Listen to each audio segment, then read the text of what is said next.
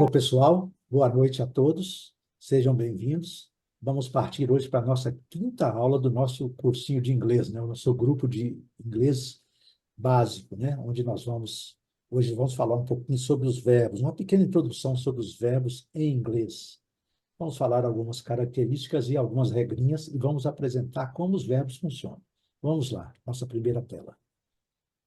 Os verbos em inglês se dividem basicamente nas seguintes categorias: auxiliares, que é o to be, to do e to have, que são estudados geralmente separados, né? O verbo to do tem uma conjugação um pouquinho diferente, tem mais formas que os outros, né, que os demais verbos. Os verbos modais auxiliares, que é um estudo totalmente independente também. Esses verbos não têm conjugação, você fala em qualquer pessoa. Se você vai usar o verbo can, que é eu posso, né? Ficou famosa aquela frase do Obama, né? Yes, we can, né? Nós podemos, né? We can, né, Vanderlei? Yes, we can. Sim, nós podemos, né? Mas você pode falar Aham. yes, I can, yes, you can, yes, they can. Não tem conjugação, não tem letrinha para colocar, é tudo igual, ok? Tanto can como...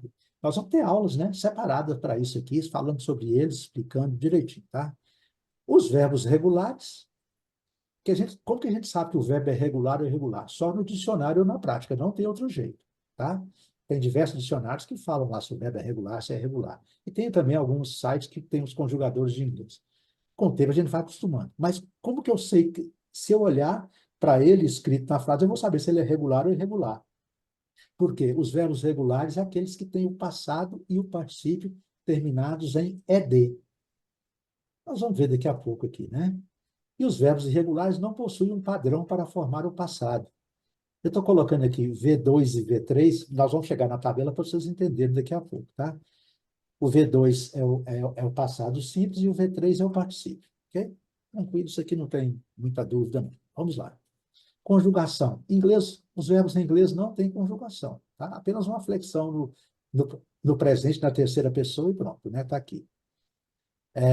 Como que flexiona? Colocando S, ES ou menos Y mais IES, né? Aquela regrinha de tirar o Y e colocar IES. E os verbos auxiliares, né? Como to be, to have, to do, para formar tempos compostos.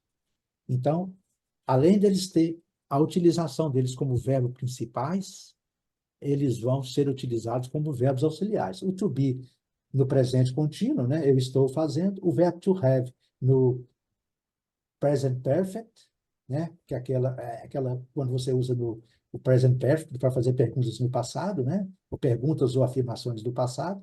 E o to do, quando você quer falar de frases negativas ou perguntas. Nós vamos chegar lá, que também são onde também são usados os modais.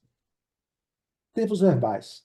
Os tempos são mais ou menos iguais, mas não são idênticos. Existem tempos no português pretérito mais que perfeito, pretérito imperfeito, pretérito perfeito.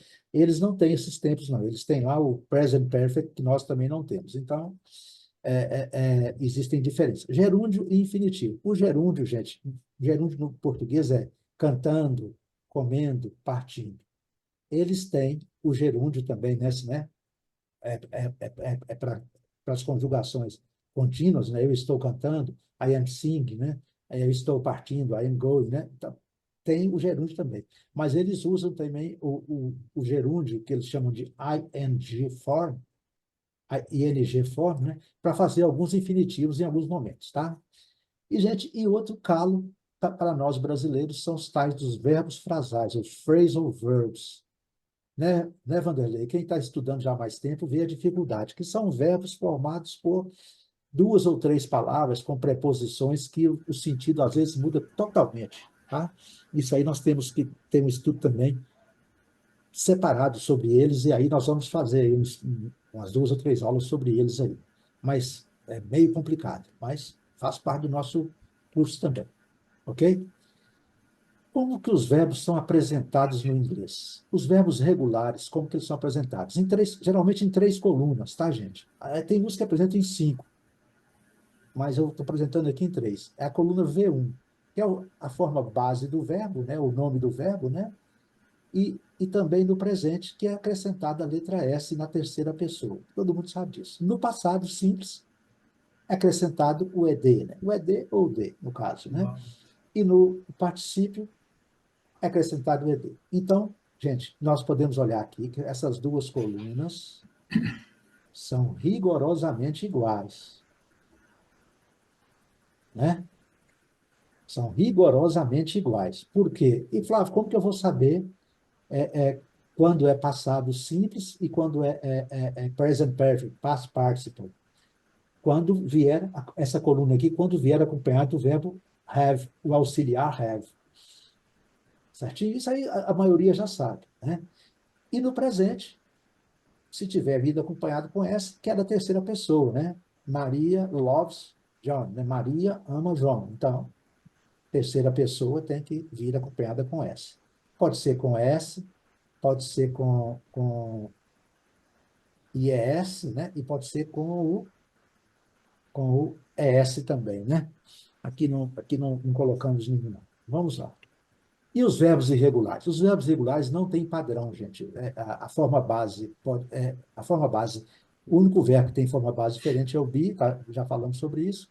E os demais verbos, as formas bases são iguais, as formas bases são iguais dos verbos regulares, do e does, have, has, que é uma exceção, eat, eats, cut, cuts, read, reads, come, comes, fly, flies. Aqui vocês estão vendo que é, nós estamos vendo aqui a palavra, né, fly, terminada com Y, tivemos que tirar o Y e colocar IS. Nós vamos falar sobre isso daqui a pouco. O passado simples, às vezes é igual, às vezes é diferente. Então, passado simples, did, passado past participe done. O verbo have, had, são iguais. O verbo eat, que é o verbo comer, né, gente? O passado é ate e o particípio é eaten. Então, você sempre vai ver. Quando você vir item, ele provavelmente vai estar acompanhado, né, 99% das vezes, com o verbo have. Ok, Vanderlei? Isso aí não tem dúvida, né? E aqui, o verbo cut, que é o verbo cortar, né? Cortar cenoura, cortar o cabelo, né? Na terceira pessoa, só acrescenta o S, é natural. E aqui no passado é cut, e no particípio é cut. Como que eu vou saber, gente? Aí vai ter que verificar o contexto, né? Come, come, comes, came. Aqui, observe bem, aqui, nesse caso, ele a forma base é igual ao particípio. E o passado simples é diferente. Uma coisa, gente, interessante desse verbo read, que é o verbo ler. Observe bem, ele é read, na terceira pessoa, né? Reads, né? Claro.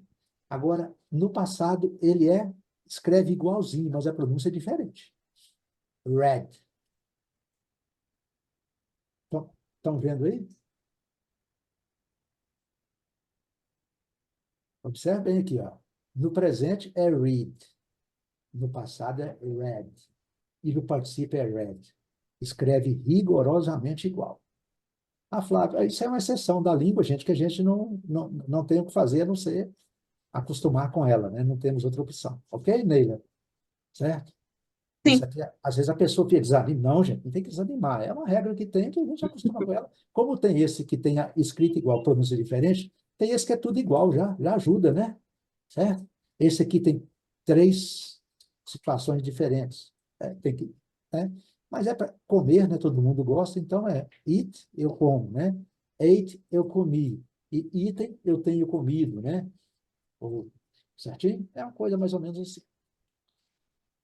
Basicamente, gente, essa é a nossa primeira lição do dia, ok?